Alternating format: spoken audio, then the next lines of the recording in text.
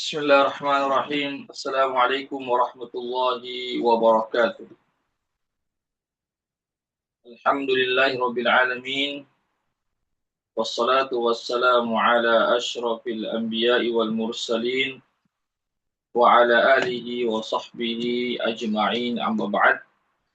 Ikhwatal Islam rahimakumullah, para peserta kajian hadis yang dirahmati Allah. Pertama-tama kita senantiasa memuji Allah Subhanahu wa taala dan bersyukur kepadanya atas segala limpahan rahmat dan hidayahnya sehingga pada pagi hari menjelang siang kita dapat berkumpul kembali di ruang Zoom dalam rangka mempelajari hadis Rasulullah Shallallahu Alaihi Wasallam.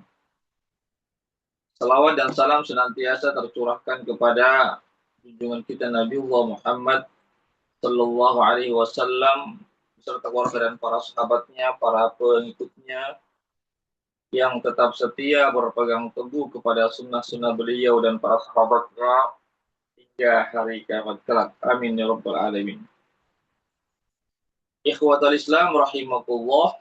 Insyaallah pada pagi hari ini kita melanjutkan kajian hadis dari kitab Syarah Riyadhus Shalihin yang ditulis oleh Fadilatul Syekh Muhammad bin Shalih Al-Utsaimin rahimahullah taala. Kita masih pada hadis yang ke-60 terkait tentang masalah muraqabatullah, pengawasan Allah Subhanahu wa taala. Ya, disebutkan dalam hadis ini dari Umar bin Khattab radhiyallahu anhu qala bainama nahnu julusun inda Rasulillah sallallahu alaihi wasallam dzata yawmin ittala alaina rajulun shadidu bayadil thiyab shadidu sawadis sya'r la yura alaihi atharu safar wa la ya'rifuhu minna ahadun hatta jalasa ila an-nabi sallallahu alaihi wasallam fa asnada rukbatayhi ila rukbatayhi wa wada'a kaffayhi ala fakhidhayhi. Ya, dari Umar bin Khattab, semoga Allah meridhoi beliau, berkata, ketika kami sedang duduk bersama Nabi di suatu hari, tiba-tiba muncul di hadapan kami seorang laki-laki yang berpakaian yang sangat putih bersih dan rambutnya sangat hitam, la yura, dan tidak disaksikan padanya tanda-tanda safar. Ya, tanda-tanda bahwasanya dia adalah seorang musafir, tidak ada tanda-tanda bahwasanya dia adalah seorang musafir. Dan tidak ada salah seorang dari kami, kata Umar bin Khattab, yang mengenal orang tersebut, laki-laki tersebut. Sampai laki-laki itu pun duduk ya di dekat Rasulullah Shallallahu Alaihi Wasallam, lalu menyandarkan kedua lututnya, menyentuh kedua lutut Rasulullah Shallallahu Alaihi Wasallam, lalu dia, laki-laki itu, meletakkan kedua tangannya ke atas kedua pahanya dan berkata, ya Muhammad, akhbirni anil Islam. Wahai Muhammad, kabarkanlah kepadaku tentang Islam. Ya, ini hadisnya cukup panjang ya, kami bacakan sampai di sini saja. Baiklah, kami akan jelaskan. Ya, sebenarnya ini hadis sudah kami jelaskan sebelumnya ya, sebagian hadis ini ya, atau permulaan hadis ini sudah kami jelaskan pada pertemuan sebelumnya. Ya, baik, kita lanjutkan ya, yaitu potongan hadis ya, bahwasanya Nabi kita Muhammad SAW adalah orang yang senantiasa memanfaatkan waktunya dalam kebaikan, baik kebaikan secara pribadi, ya, urusan-urusan kepribadian beliau, atau urusan-urusan secara umum, ya, bersama dengan sahabat-sahabatnya. Ya. Kemudian di sini ada pengakuan Umar bin Khattab bahwasanya ketika para sahabat sedang duduk-duduk bersama Rasulullah Sallallahu Alaihi Wasallam, ya di suatu hari, ya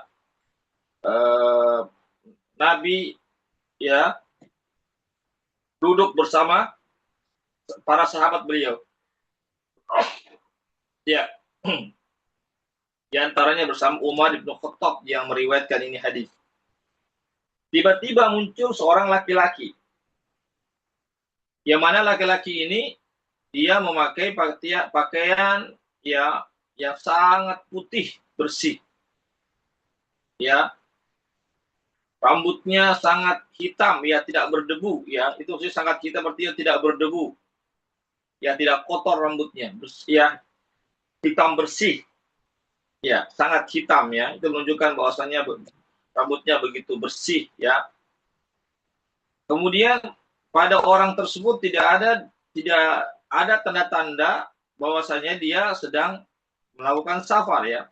Kan biasa kalau orang melakukan safar itu biasa bajunya lusuh, bajunya berkeringat, ya atau basah atau berdebu, apalagi rambut, ya. Apalagi di zaman dulu kan perjalanannya padang pasir, ya yang dilewati bukan beda kita, ya. Kita melakukan perjalanan jauh naik mobil, AC, pesawat, ya tidak ada di situ kita berdebu di situ. Tapi di zaman dahulu, ya kendaraan mereka adalah kendaraan dari seperti unta atau keledai, ya atau kuda misalnya. Baru yang dilewati padang pasir, belum lagi kalau angin berhembus meniup itu pasirnya bisa terbang, akhirnya kena pakaian, kena rambut kita. Itu pada umumnya, ya orang yang bermusafir di zaman dahulu itu pada umumnya ya berpakaian putih itu sudah menjadi kotor, ya kena debu dan seterusnya. Begitu juga begitu juga rambutnya juga tidak lagi hitam bersih, tapi sudah ada debu-debu, ya atau boleh dikatakan rambutnya sedikit tidak dalam keadaan tidak seperti biasa, ya beda dengan orang yang tidak musafir itu pada umumnya, ya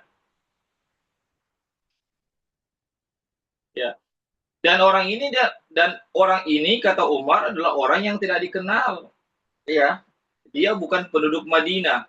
Seandainya penduduk Madinah atau sahabat Nabi, ya maka dikenal oleh Umar bin Khattab, ya atau minimal dia penduduk Madinah, ya artinya intinya tidak ada sahabat pun yang mengenal orang tersebut, ya artinya siapa orang itu, siapa namanya, dari mana asalnya, di mana tinggal, tidak ada salah seorang pun sahabat yang mengenal orang tersebut ketika mendatangi mereka pada saat itu, ya dan juga sangat yang membuat heran para sahabat bahwasanya laki-laki itu nampaknya bukanlah seorang musafir, ya artinya kalau bukanlah orang musafir berarti dia tinggal di sekitar Madinah, kan di sekitar Madinah, ya ini ikhwat Islam azakullah, ya oleh karena itulah maka sehingga sahabat pun heran, ya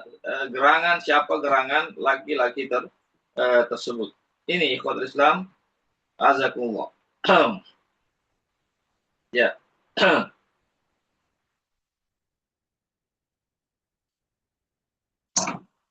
Kemudian laki-laki ini, ya ketika datang maka dia mendekati Rasulullah Shallallahu Alaihi Wasallam, ya mendekati Rasulullah Shallallahu Alaihi Wasallam, ya.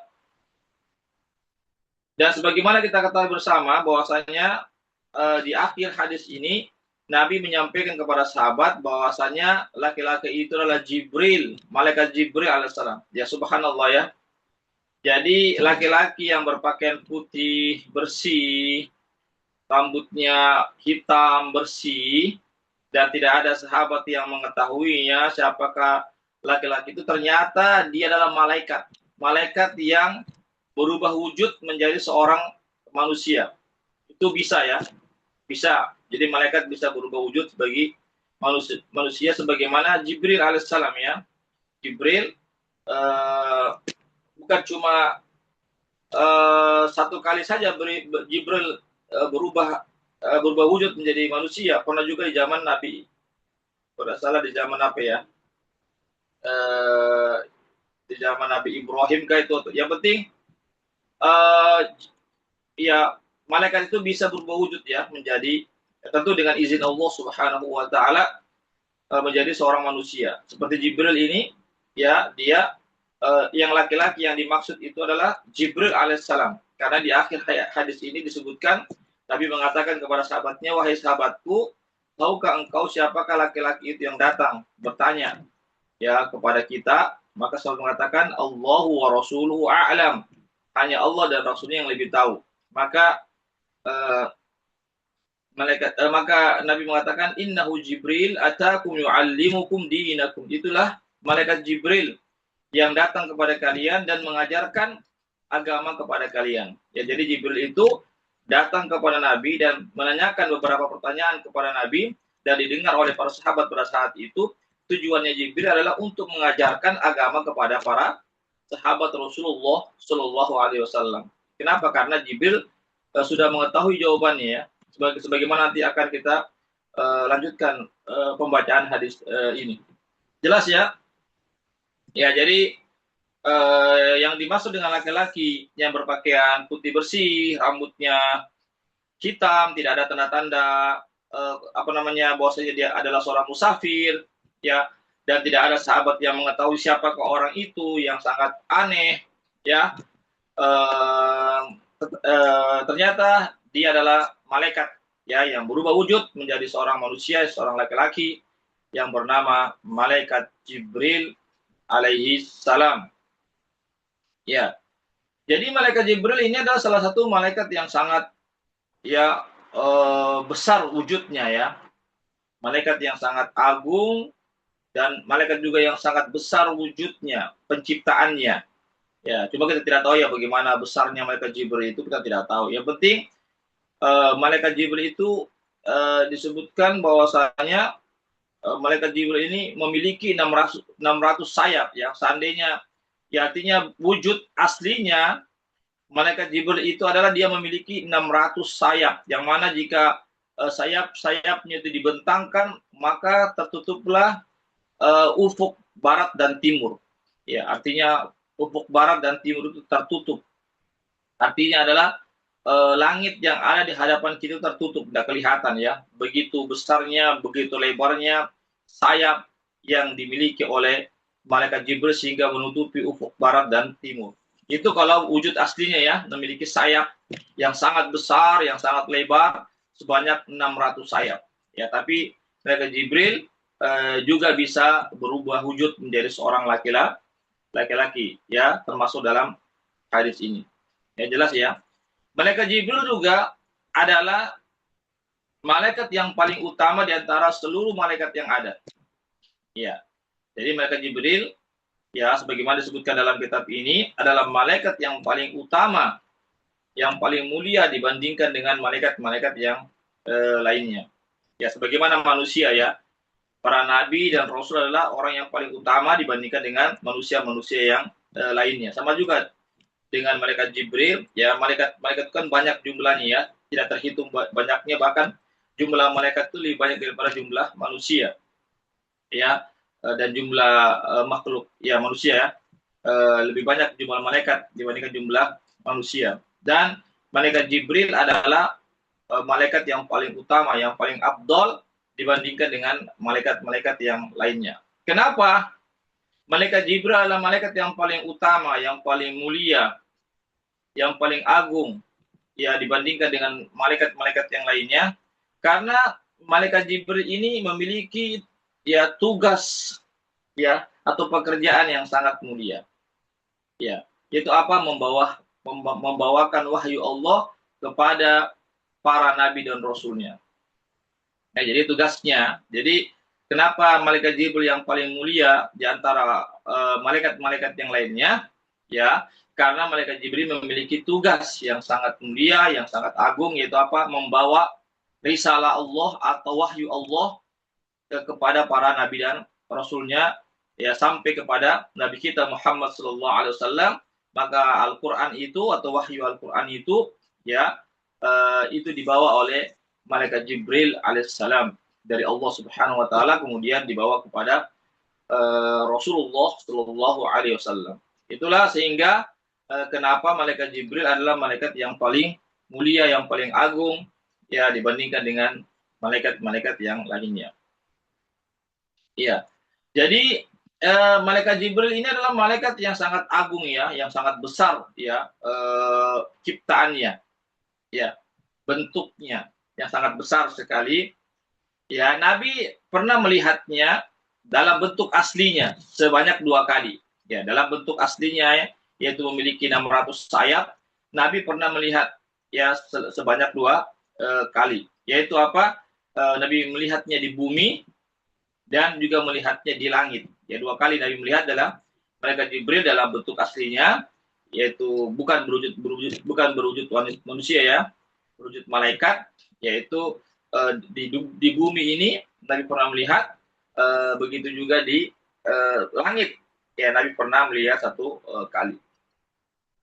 Adapun di bumi, yaitu di Gua Hiro ketika Nabi menerima wahyu pertama, ya, ketika Nabi menerima wahyu pertama melalui perantara malaikat Jibril, maka Nabi melihat Jibril dalam bentuk yang sebenarnya, ya, dalam bentuk aslinya, yaitu apa? Yang memiliki 600 sayap yang dapat menutupi ufuk, ya, menutupi ufuk. Itu apa? Karena seluruh ufuk yang ada di hadapan Nabi itu semuanya tidak terlihat langit, ya, di hadapan Nabi, maka langit itu tidak terlihat. Itu menunjukkan bahwasanya sayap yang terbentang, yang malaikat Jibril bentangkan sayapnya, lebarkan sayapnya itu sehingga langit pun tidak terlihat. Nabi tidak bisa melihat langit pada saat itu, hanya melihat hanya melihat daripada sayap malaikat Jibril yang sangat lebar itu. Ini ikhwat Islam, azakullah. Ya, subhanallah, ini menunjukkan begitu besarnya ciptaan makhluk yang bernama malaikat Jibril itu, ya. Ini ikhwat Islam. Ya, terkait tentang malaikat memiliki sayap, ini berdasarkan juga dalam surah Fatir ayat 1, ya, tentang malaikat itu memiliki sayap-sayap, ya. Ya, Allah berfirman, ja'ilil malaikati rusulan uli ajnihatin. Dialah Allah yang menciptakan malaikat-malaikat sebagai rasul-rasul Allah yang memiliki sayap-sayap. Ya, jadi malaikat ini semuanya ada sayap-sayapnya, ya. Ya. Sebagaimana disebutkan dalam hadis ini, dalam ayat ini Allah menjadikan malaikat sebagai rasul yang memiliki sayap-sayap. Ya, sayap ini dipakai untuk apa? Untuk terbang, ya. Untuk terbang, karena malaikat ini posisinya di langit, sedangkan kita ini posisinya di bumi. Ya, malaikat terbang dari langit ke bumi, ya, itu menggunakan sayap-sayap mereka, ya. Cuma kita tidak bisa mengetahui bagaimana caranya terbang.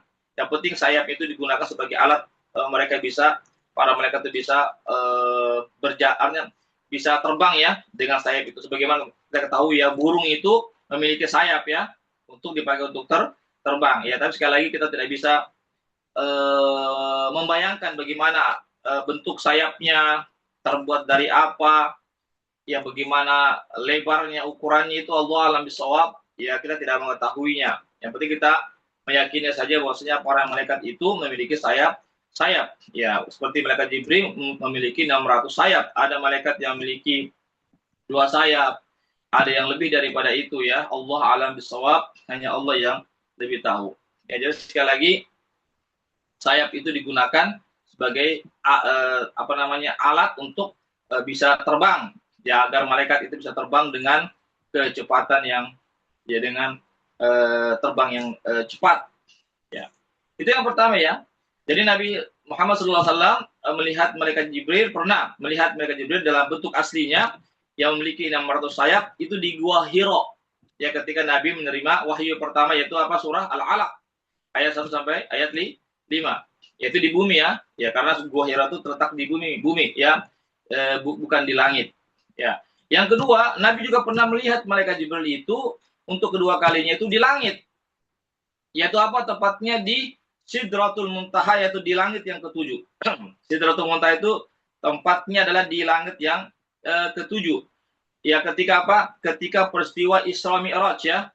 Ya kita tahu semua bagaimana kisah Isra Mi'raj itu, yaitu Nabi kita bersama dengan malaikat Jibril ya dipanggil oleh Allah untuk menghadap Allah Subhanahu wa taala ke Sidratul Muntaha. Di Sidratul Muntaha itulah di langit ketujuh Allah Subhanahu wa taala berdialog dengan Rasulullah atau bertemu dengan Rasulullah sallallahu alaihi wasallam. Terjadi dialog antara Allah Subhanahu wa taala dan nabinya, dan begitu juga Allah Subhanahu wa taala memberikan satu perintah kepada nabinya dan kepada kita semuanya sebagai pengikutnya apa? Yaitu menjalankan sholat 5 waktu sehari semalam. Itu peristiwa Isra Mi'raj ya. Nabi menerima perintah sholat 5 waktu sehari semalam. Di situ Nabi melihat bentuknya malaikat Jibril dalam bentuk yang aslinya. Ya, dalam bentuk aslinya.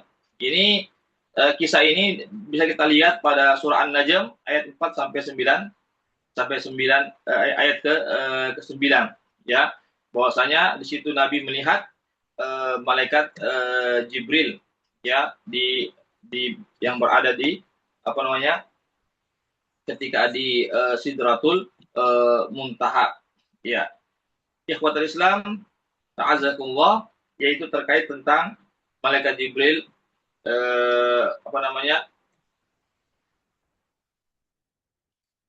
Ya.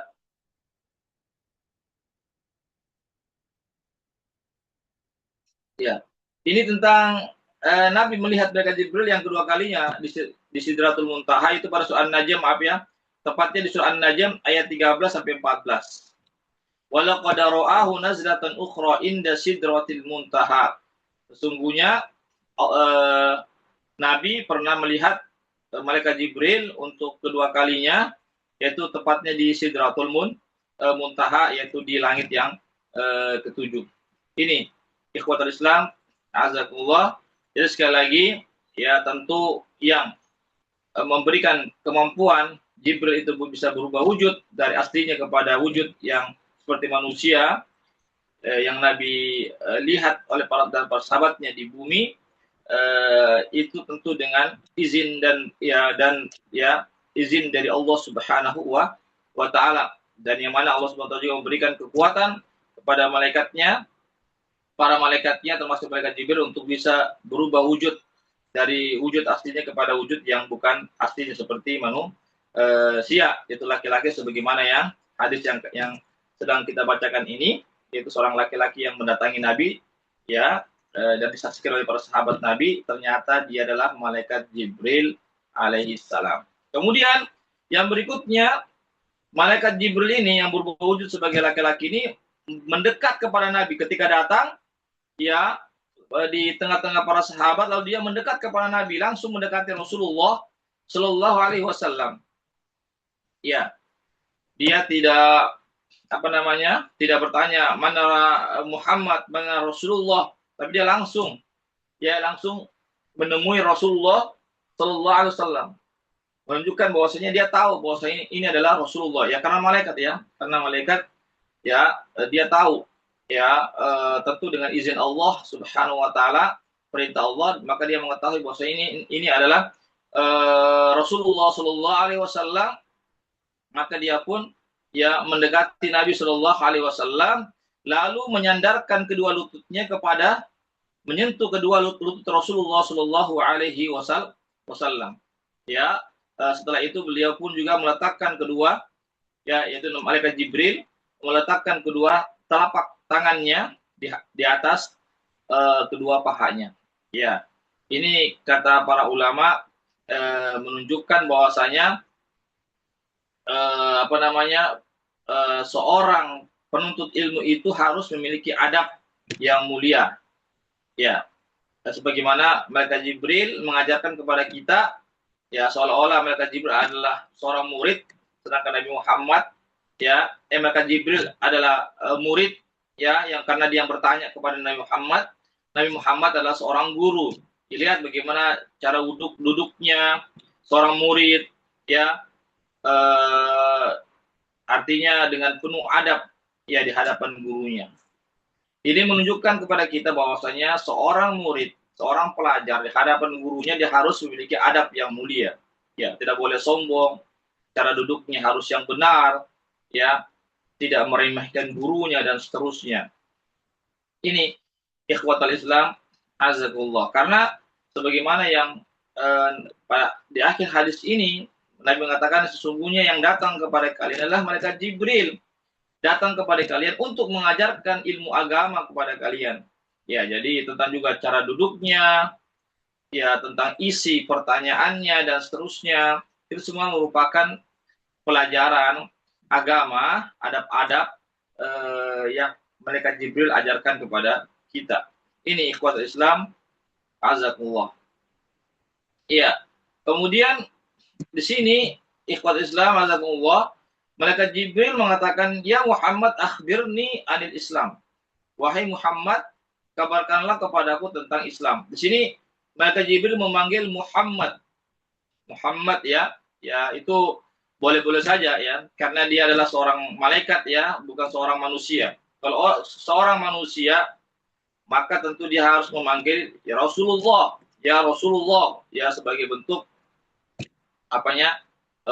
Sebentuk pemuliaan kepada Rasulullah Shallallahu Alaihi Wasallam. Ya, tapi di sini malaikat Jibril alaihissalam ya, karena dia adalah malaikat, maka tidak mengapa dia menyebutkan nama ya kepada Rasulullah Shallallahu Alaihi Wasallam. Adapun kita para sahabatnya, oleh karena itulah para sahabat Nabi tidak ada yang pernah memanggil ya Muhammad, itu kurang sopan, tidak beradab. Ya, karena Nabi Muhammad tentu lebih mulia dibandingkan para sahabatnya atau kepada umatnya. Maka para sahabatnya pun ketika ingin memanggil Nabi Muhammad, maka para sahabat pun mengambil ya Rasulullah, ya Nabiullah, ya Nabi Allah, wahai Rasulullah, wahai Nabi Nabi Allah Subhanahu wa taala. Itu yang ya. Ikhwatal Islam azakumullah. Jadi jelas ini ya. Jadi sekali lagi begitu juga kita ya memanggil Nabi ya, atau sikap kita terhadap Nabi itu harus sami'na wa ata'na. Pertama, kita tidak boleh memanggil nama Nabi, ya harus kita memanggil ya Rasulullah, ya Nabiullah sebagaimana para sahabat lakukan. Yang kedua, sikap kita terhadap Nabi, perintah Nabi dan larangan Nabi itu harus sami'na wa ata'na. Ya, sami'na wa ata'na itu sikap kita kepada Rasulullah Shallallahu Alaihi Wasallam. Apa yang beliau perintahkan dalam hadis-hadisnya maka kita laksanakan. Ya, apa yang beliau larang dalam hadis-hadis yang tertera dalam hadis-hadisnya maka kita tinggalkan. Ya, jangan kita samakan perintah Nabi dengan perintah-perintah orang-orang biasa. Jangan kita samakan larangan Nabi dengan larangan orang-orang yang lainnya. Ya, karena Nabi adalah betul Nabi adalah manusia biasa, tapi beliau mendapatkan wahyu dari Allah Subhanahu wa taala yang Allah perintahkan untuk disampaikan kepada umat manusia. Oleh karena itulah kita sebagai umat Rasulullah, maka kita harus ya menjalankan perintah-perintah Nabi, ya tentu sesuai dengan kemampuan kita masing-masing. Yang kedua adalah kita meninggalkan larangan-larangan Rasulullah Shallallahu Alaihi Wasallam. Di dalam ayat Nabi mengatakan, Allah berfirman, ya wa ma atakumur rasulu fakhuduhu wa ma nahakum anhu fantahu. Apa saja yang Nabi berikan kepada kalian, sampaikan kepada kalian, maka terimalah. Ya, maka jalankanlah. Ya, maka ambillah. Ya. Dan apa saja yang beliau larang, maka tinggalkanlah. Ya, jangan kerjakan. Yaitu firman Allah Subhanahu wa taala dalam Al-Qur'an, bagaimana sikap kita yang benar terhadap perintah dan larangan Rasulullah Shallallahu Alaihi Wasallam. Ini ikhwatul Islam, azakumullah ya. Saya pikir jelas ini ya tentang bagaimana sikap kita terhadap Rasulullah Shallallahu Alaihi Wasallam. Ya. Kemudian yang berikutnya, apa yang ditanyakan malaikat Jibril kepada Rasulullah SAW? Yang pertama adalah akhbirni anil Islam. Sampaikanlah kepada aku ya Muhammad tentang Islam. Itu apa itu Islam? Mahwal Islam. Maka Nabi pun menjawabnya, ya al-Islamu an tasyhada an la ilaha illallah wa anna Muhammadan Rasulullah. Ya, ini yang pertama ya.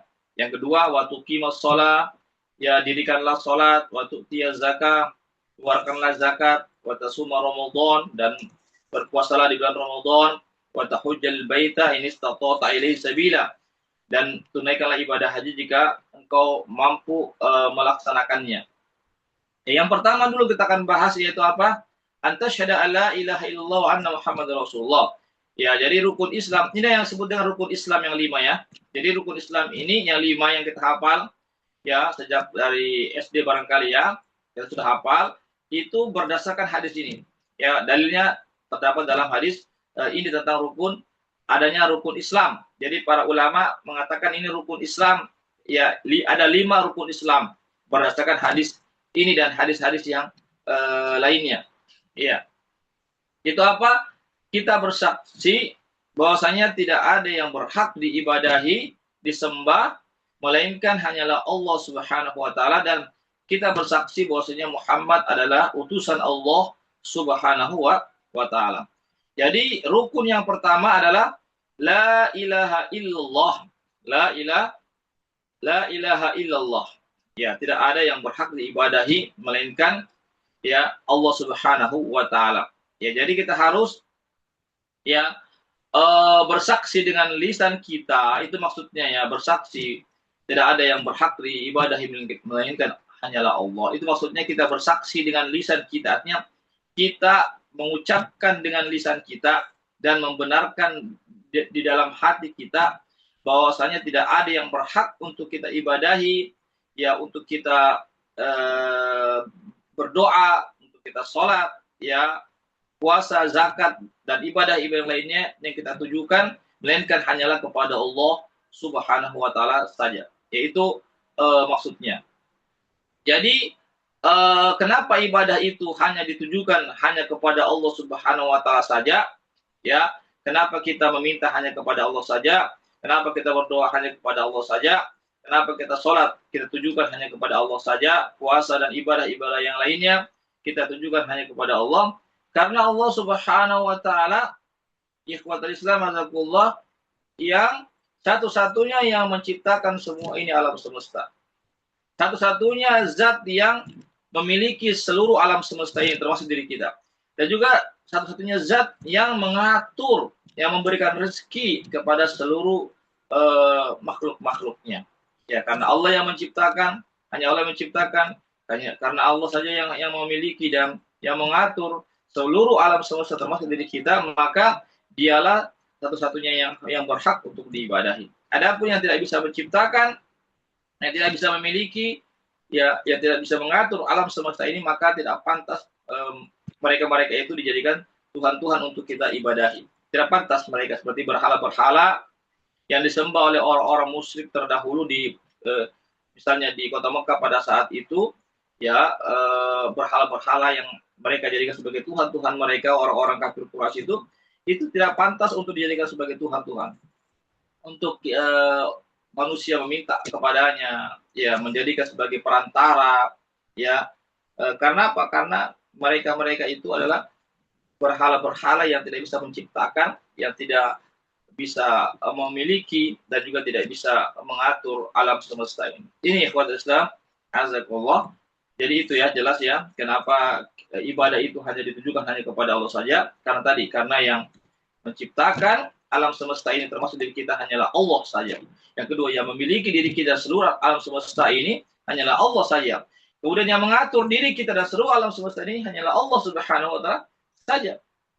Oleh karena itu maka kita pun harus memberikan atau mempersembahkan segala ibadah kita ini, ya hidup dan mati kita hanya kepada Allah Subhanahu wa taala. Itulah makna la illallah, tidak ada yang berhak diibadahi ya dengan penuh kecintaan, dengan penuh pengagungan, pengharapan, rasa takut, melainkan hanya kepada Allah Subhanahu wa taala.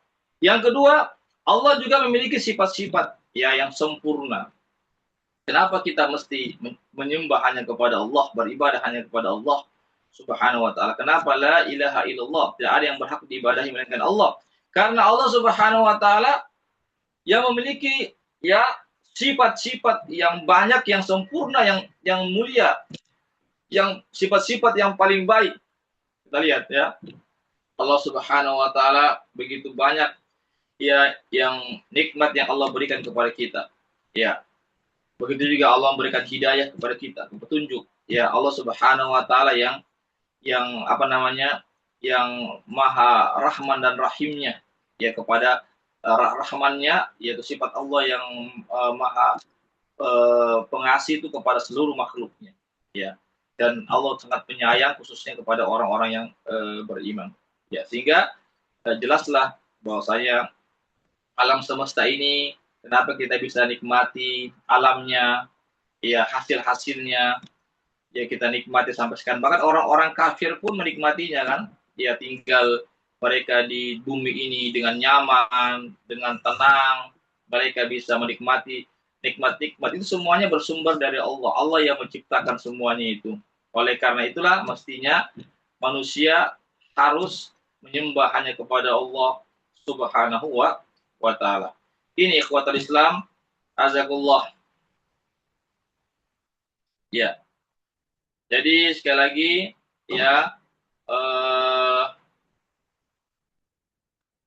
sangat jelas sekali bahwasanya tidak ada yang berhak untuk diibadahi melainkan hanya kepada Allah Subhanahu wa taala. Jadi tidak ada Tuhan yang bernama malaikat, tidak ada Tuhan yang disebut sebagai nabi, tidak ada Tuhan matahari, Tuhan bulan, Tuhan pohon-pohonan, batu-batuan.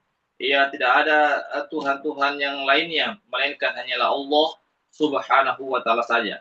Ya, jadi ini adalah murni ibadah kita tujukan hanya kepada Allah Subhanahu wa taala. Tidak boleh kita menyembah patung, menyembah setan, menyembah jin atau menyembah para nabi dan rasul. Tidak boleh kita menyembah patung-patung, berhala-berhala. Itu semua adalah kesyirikan dan Allah Subhanahu wa taala sangat benci kepada kesyirikan. Allah tidak rela jika manusia ini yang menyekutukan Allah Subhanahu wa taala dalam beribadah kepadanya.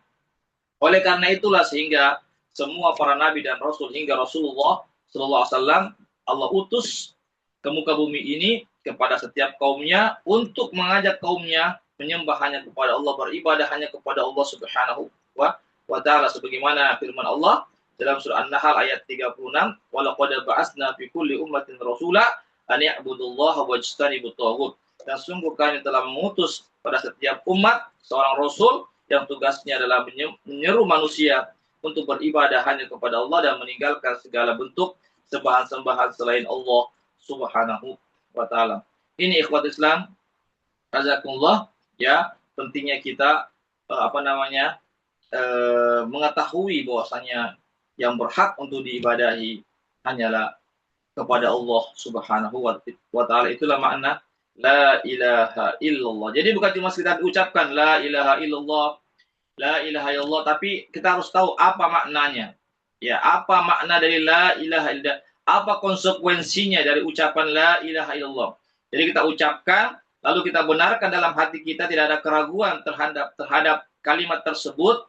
Ya, yang ketiga harus kita buktikan dengan anggota badan kita itu apa? Kita tidak boleh sujud kepada selain Allah. Kita tidak boleh sujud kepada binatang-binatang. Tidak boleh sujud kepada manusia. Tidak boleh sujud kepada hewan-hewan atau kepada jin. Kita hanya sujud, ruku, meminta, sholat, beribadah, ya berharap, ya hanya kepada Allah Subhanahu wa taala. Itu makna dari la ilaha illallah. Ya, tidak ada yang berhak diibadahi melainkan hanya kepada Allah Subhanahu wa taala. Ya. Demikian ya, adapun penggalan hadisnya tentang kita bersaksi bahwasanya tidak ada, bahwasanya Muhammad adalah utusan Allah, ini juga cukup panjang pembahasannya. Apa hak-hak kita terhadap, apa kewajiban kita terhadap Rasulullah Sallallahu Alaihi Wasallam, apa hak-hak Nabi terhadap kita, ini juga cukup panjang pembahasannya. Insya Allah kita akan lanjutkan nanti di pekan depan tentang makna persaksian, ya bahwasanya Muhammad adalah utusan Allah, hamba dan utusan Allah Subhanahu wa taala. Demikianlah apa yang bisa kami sampaikan, ya. Kalau ada yang mau bertanya dipersilakan.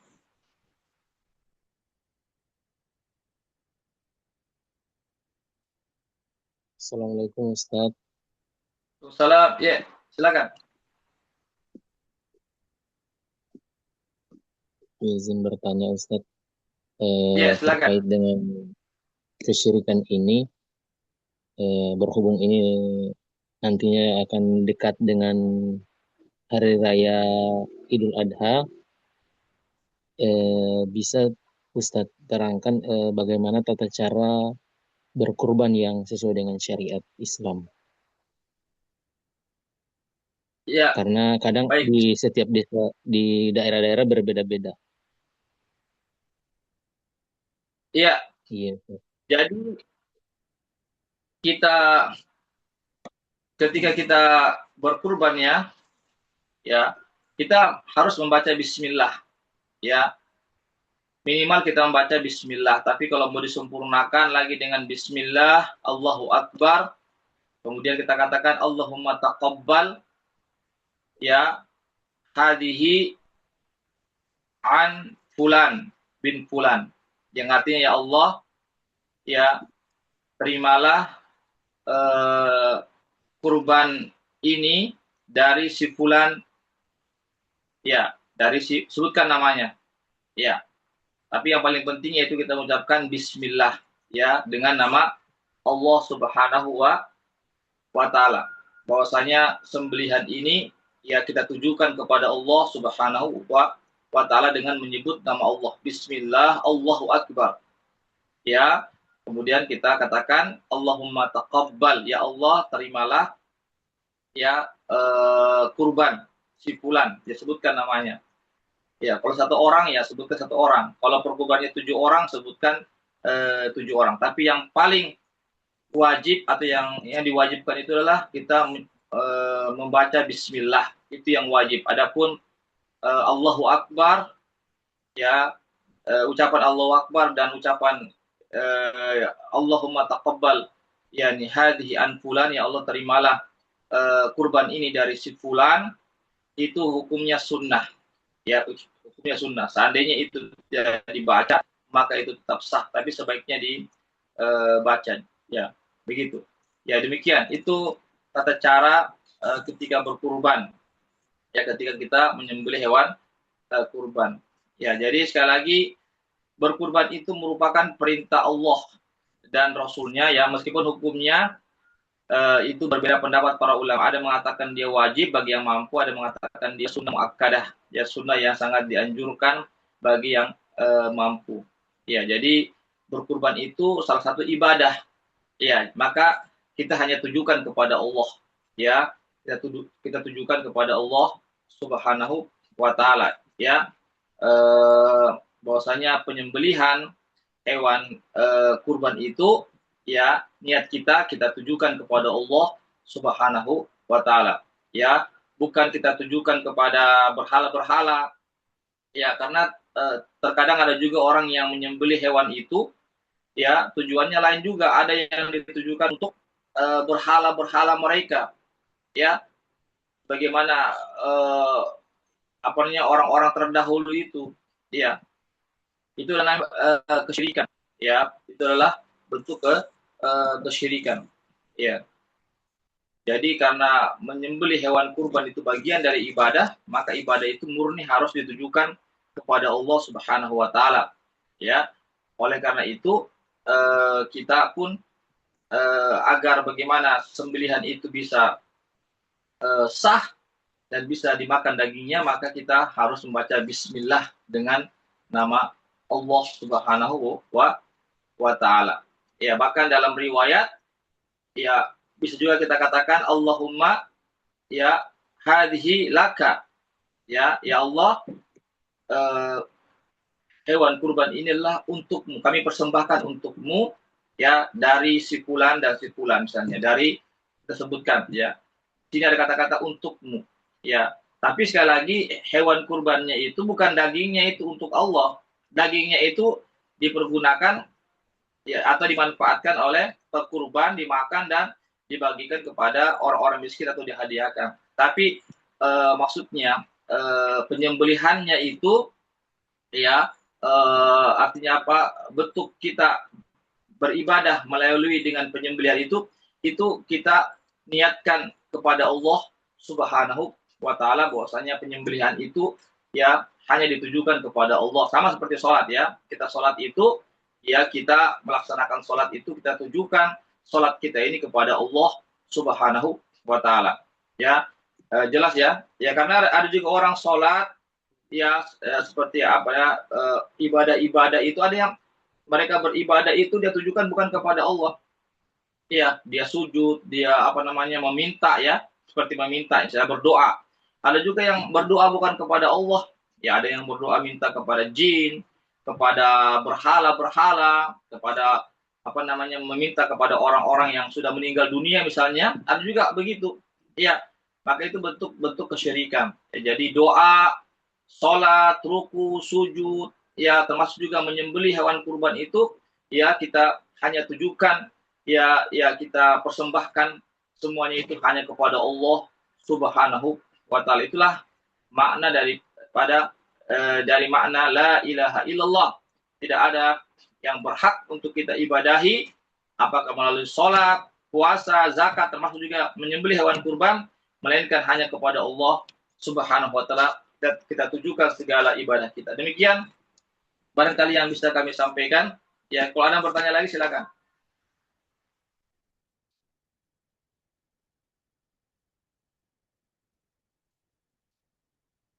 Baik, kalau tidak ada, mudah-mudahan bisa dipahami ya apa yang kami sampaikan pada pertemuan kali ini. Barakallahu fikum. Mohon maaf atas segala kekurangan dan kekhilafan, kesempurnaan tentu hanya milik Allah. Kekurangan dari kami ataupun dari godaan syaitan yang terkutuk ataupun hawa nafsu kami. Baiklah kami akhiri dengan baca doa. Penutup majelis subhanakallahumma bihamdik asyhadu an la ilaha illa anta astaghfiruka wa atubu ilaik. Wassalamualaikum warahmatullahi wabarakatuh. Waalaikumsalam warahmatullahi wabarakatuh. Barakallahu fiik, jazakallahu khairan Ustaz. Wa iyyakum wa fiik barakallah.